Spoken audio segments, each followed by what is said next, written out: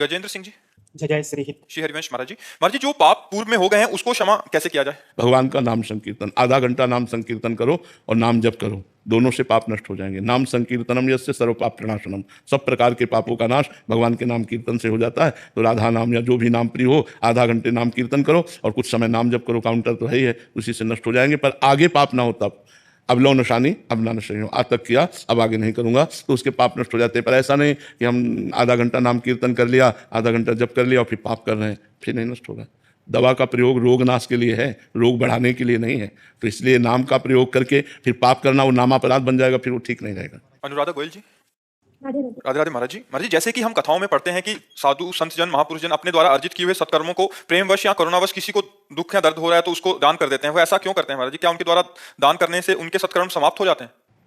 फिर उसका डबल फल मिलता है।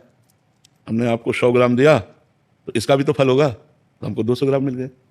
कभी घाटा थोड़ी होता है। जैसे हमने 10 माला भजन किए और किसी जीव को दे दिया, किसका मंगल हो, तो 10 माला भजन के दान का भी तो फल हुआ, नहीं हुआ? उसका फल हुआ भगवान प्रसन्न हुए। संतजन और कोई फल नहीं चाहते। जय विधि प्रभु प्रसन्न मन होई, करुणा सागर कीजे सोई। जिसमें हमारे प्रभु का मन प्रसन्न हो तो हम जो भी कार्य करते हैं वो, जब हम दूसरों को, सब में प्रभु विराजमान है, तो जब हम दूसरों को सुख देते हैं जिससे हमारे प्रभु प्रसन्न होते हैं, तो उस क्रिया का फल हुआ प्रभु की प्रसन्नता। और प्रभु प्रसन्न हो गए तो दुर्लभ क्या रह गया? बात समझ में आ रही? इसलिए संत महात्मा जन अपनी साधना, अपनी तपस्या, अपना भजन सर्वलोक को देते हैं। सर्वे भवन्तु सुखिनः, सर्वे सन्तु निरामयाः, सर्वे भद्राणि पश्यन्तु मा कश्चित् दुःख भाग् भवेत्। सब सुखी रहें, सब निरोग रहें, किंचन मात्र किसी को दुख ना पहुंचे, ये संतों के हृदय की धारणा होती है। तो वो अपने भजन को, तपस्या को, व्रत को, नियम को, संयम को सब में बांट देते हैं। इससे भगवान प्रसन्न हो जाते हैं और वो भगवान को प्राप्त हो जाते हैं। जब भगवान प्रसन्न हो तो जहाँ पर कृपा राम की हुई, तहाँ पर कृपा करे सब कोई, परमानंद की अनुभूति हो जाती है। महर्षि एक सिद्धांत में आप ही श्रीमुख से सुना है कि मतलब आशीर्वाद के रूप में किसी को दे दिया भजन, या कोई मतलब क्रोध वृत्ति आई तो उससे भजन नष्ट हो जाता है। हाँ, वो भजन का भाव अलग है। जब हम भगवान का भाव करके दे रहे हैं कि मेरे भगवान सब में है और सुखी हो जाए, और जब हम पर्सनल आशीर्वाद देंगे किसी एक को कि हमारा शिष्य है, हमारी बहुत सेवा की, तो फिर वो जो भजन जाएगा वो उसका लाभ करेगा, लेकिन देने वाले का लाभ नहीं होगा, क्योंकि उसने सेवा स्वीकार कर ली है। हाँ, क्या जाओ तुम्हारे पुत्र होगा, जाओ तुम्हारे वो फिर वो भजन नहीं। तो इन दोनों में उसका जो भजन जाएगा वो भगवत प्राप्ति कराने वाला नहीं होगा। आशीर्वाद और शाप ये दोनों नहीं। तो इसमें हमारी प्रक्रिया क्या होनी चाहिए? जैसे हम किसी दूसरे को भजन दे रहे हैं अपना 10, जैसे आपने बोला भगवान सामने देखते हुए कि हमारे भगवान इस रूप में आए और उन्हीं के सुख के लिए भजन कर रहे, तो ये भगवान ये भजन आपको सुख प्रदान करे, तो उससे होता। या अगर हम ऐसा भाव ना देख पावे तो ये जीव सुखी हो जाए और इसका फल ये हो कि भगवान प्रसन्न हो जाए, तो वो हो जाएगा। उसमें मतलब स्वार्थ बुद्धि नहीं है कि इसने हमारी बहुत सेवा की, वो आपका पर्सनल राग द्वेष हो गया, तो इसलिए उससे भगवत प्राप्ति वाली बात नहीं होगी। इसीलिए जो सिद्ध महापुरुष होते हैं वो पर्सनल न किसी को आशीर्वाद देते हैं न किसी को शाप देते हैं, वो सार्वजनिक आशीर्वाद देते हैं, सबका मंगल हो, सब सुखी हो, सब आनंदित हो, ऐसा। अंकिता शुक्ला जी। राधे राधे। राधे राधे महाराज जी हम बाहरी व्यक्तियों से तो लड़ सकते हैं, पर मन की वृत्तियों से कैसे लड़ें? हम शरीर से किसी वस्तु को त्याग सकते हैं, पर मन के विकारों को कैसे त्यागें? नाम जप से। जितना नाम जप करोगे उतना अध्यात्म बल आएगा, और अध्यात्म बल से अंदर की वृत्तियों से लड़ सकते हो। और सही पूछो तो जब नाम जप का स्वाद आने लगता है तो अंदर कोई असत वृत्ति उदय ही नहीं होती, वृत्तियां ही लय हो जाती है। जिन वृत्तियों से लड़ने की बात कर रहे हो वो वृत्तियां ही नहीं रह जाती है। भजन तो करके देखो, और भजन के बिना तो कितना लड़ोगे, हार जाना पड़ेगा। वो वृत्तियां ऐसे तरंग की तरह उठती रहेंगी, आप कितनी देर लड़ोगे, कितनी देर? आपको हारना पड़ेगा। अगर भजन कर रहे हो तो वृत्तियां नष्ट हो जाएंगी, वो हार जाएंगी। भजन के बिना नहीं जीत सकती, भजन चाहिए। खूब नाम जप करो, राधा राधा राधा राधा राधा, और लंबे समय तक करो और आदर के सहित करो और निरंतर करो, तब माया पर विजय प्राप्त हो जाती है। भगवान मन बहुत साफ सफाई के लिए बोलता है, हर चीज में पूजा पाठ में साफ सफाई करो, मतलब बहुत परेशान करता है। क्या साफ सफाई?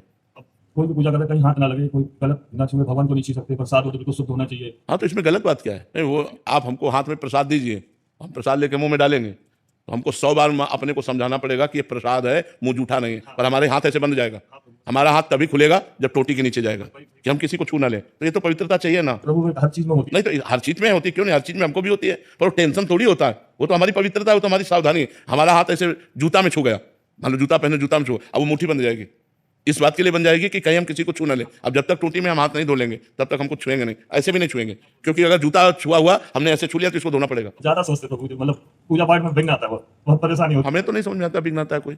अब तुम उसे मान रहे हो, तुमने उसे दिमाग में ले लिया है, नहीं स्वभाव में अभ्यास में भक्तों के होता है, ये तो स्वभाव में होता है। उसे परेशानी क्यों लेते हो? वो संयम है, वो नियम है, उसको ऐसे धारण करो, वो संयम नियम है, वो हमारी पवित्रता है, उसको ऐसे थोड़ी लेते हैं। ऐसे अब हम निकले ऐसे, हमसे कोई टच हो गया तो हम नहाने जाए, ऐसा नहीं है। वो जो टच हुआ मेरा भगवान है, हम अपनी भावना में देखते हैं मेरे भगवान स्वरूपों में है। थोड़ा सा विस्तार करना पड़ेगा दिमाग का, थोड़ा सा दिमाग का विस्तार करना पड़ेगा।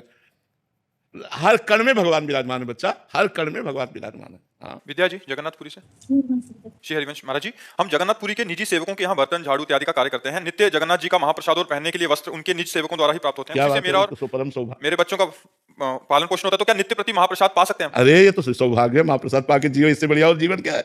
बहुत बढ़िया जीवन है।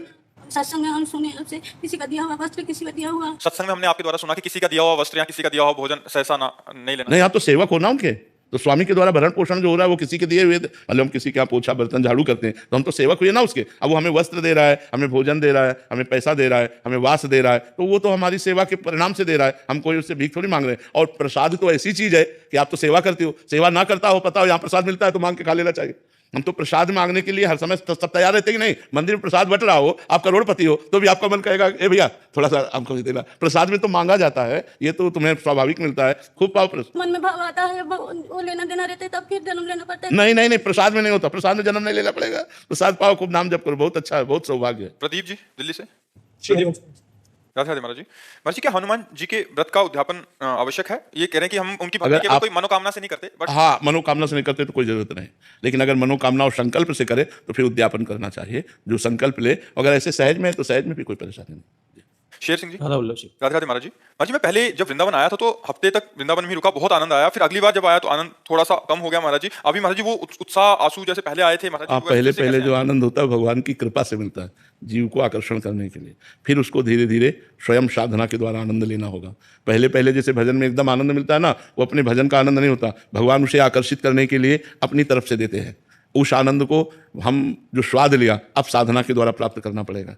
नारद जी के प्रसंग में आता है कि वो जब बालक थे तो जब भगवान के भक्तों की 4 महीना सेवा करने के बाद संत चले गए, माँ पधार गई, तो घोर जंगल में गए और एकांत में बैठ करके पीपल के नीचे जे भी ध्यान किया तो ये भगवान की मधुर झांकी आ गई और वह तुरंत अंतर ध्यान हो गई। अब बहुत व्याकुल, बार बार ध्यान धरें लेकिन वो रूप ना आवे, तब आकाशवाणी हुई कि अय बालक, मैं तुम्हारे मन को आकर्षित करने के लिए केवल ये आनंद दिया है, अब तुम्हें जीवन भर साधना करके परिपक्व होना पड़ेगा, फिर तुम मेरे स्वरूप को प्राप्त होगे। तो वही भजन करके फिर नारद जी के रूप में प्रकट हुए। तो जो हमें प्रारंभ में भजन में आनंद मिलता है वो हमारा भजन का आनंद नहीं होता, वो भगवान की तरफ से दिया हुआ आनंद होता है। अब उसी के लोभ में हम अपना भजन बढ़ाएं और धीरे धीरे उस आनंद की तरफ बढ़ें।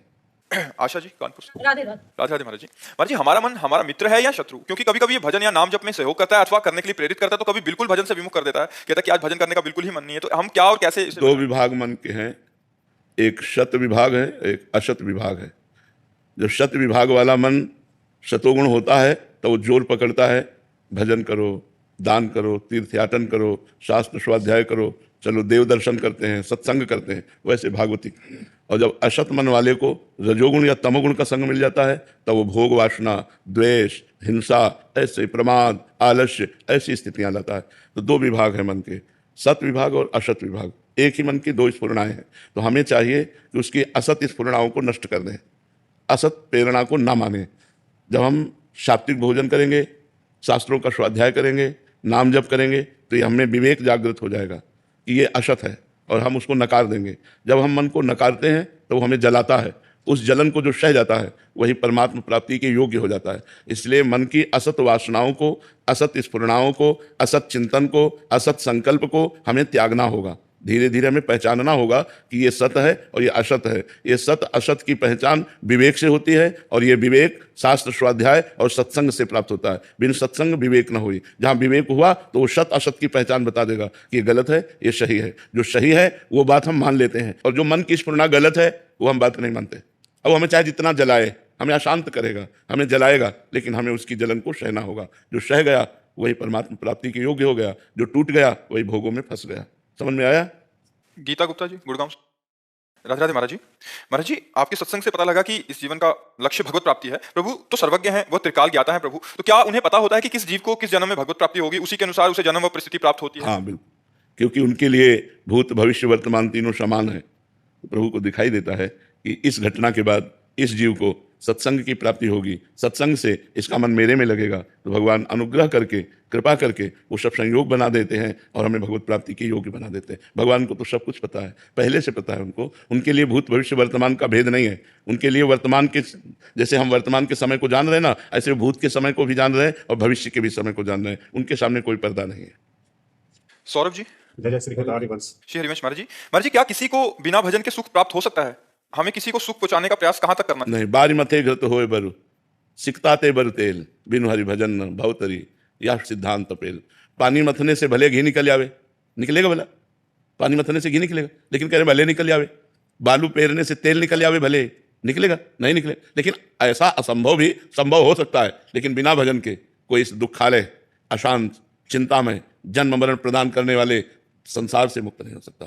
तो सुख तो तभी पहुंचे जब दुख से निवृत्ति हो। और ये दुखालय है, आप चाहे जितना रुपया दे दो किसी को, चाहे जितना बढ़िया मकान बनवा दो, बहुत बढ़िया सब भोग सामग्री दे दो, फिर भी वो सुखी नहीं हो सकता, नहीं हो सकता। वो राग, द्वेष, हिंसा, क्रोध, जलन, काम, लोभ, मोह, मद, इनसे कैसे पार पाएगा? और दुख देने के लिए तो तैयार खड़े हैं। तो जब तक भजन नहीं होगा और इन विकारों पर विजय प्राप्त नहीं होगी, तब तक सुख हम अगर किसी को सुख देना है तो उसे प्यार से समझा दो कि राधा राधा जपो, कृष्ण कृष्ण जपो, नाम जप करो, अच्छे आचरण करो, बुरे आचरणों से बचो, तो एक दिन वो सुखी हो जाएगा। नहीं, व्यवस्था चाहे जितनी कर दो, वो सुख नहीं होगा। डॉक्टर विनोद जी ग्वालियर से। राधे राधे महाराज जी। महाराज जी, परम आदरणीय, हमारे जीवन आधार श्री रामकृष्ण परमहंस देव जी के जीवन जब पढ़ते हैं तो पता चलता है कि भागवत स्वरूप महापुरुष इतना कष्ट सहते हुए भी जगत कल्याण के लिए सतत कार्य करते हैं। आपको भी जब देखते हैं कि आपकी सेहत ठीक ना होने के बाद भी आप सतत हमारे कल्याण के लिए तत्पर रहते हैं। महाराज श्री रामकृष्ण परमहंस देव जी की लीला संवरण से पूर्व एक दिन परम आदरणीय स्वामी विवेकानंद जी के मन में प्रश्न हुआ कि श्री रामकृष्ण परमहंस देव जी ने स्वामी जी के मनोभाव को जान लिया और कहा कि जो राम है, जो कृष्ण है, वही इस शरीर में रामकृष्ण है। ये मैं वेदांत की दृष्टि से नहीं, अपने प्रत्यक्ष अनुभव से कहता हूँ। महाराज जी, मैं इस लायक तो नहीं कि मैं इसे समझ पाऊं, परंतु इस वाक्य मेरा जीवन में बल देता है महाराज जी, देगा कि जो राम है, जो कृष्ण है, वही इस शरीर में व्याप्तमान है। इसमें कोई संशय की बात थोड़ी है। वासना वासुदेवस्य वासितम भुवनत्रयम् सर्वभूत निवासोस्मि वासुदेव नमोस्तुते। भगवान श्री कृष्ण ही अपने संकल्प से संपूर्ण रूपों में विराजमान है। बहुनाम जन्म नामंते ज्ञानवान माम प्रपद्यते वासुदेवा सर्वमिति सा महात्मा सुदृढ़भा। बहुत जन्मों की साधना के बाद ये अनुभव होता है कि सब रूपों में भगवान विराजमान है। तो जो भगवत भजन के प्रताप से सिद्ध महापुरुष हो चुके हैं, उनको अपने हृदय में ही भगवान का साक्षात्कार दिखाई देता है। जो अंदर चाहे राम कहो, चाहे कृष्ण कहो, चाहे शिव कहो, वो परमात्मा एक ही है, उसके नाम अनेक हैं और वो हमारे हृदय में ही विराजमान है।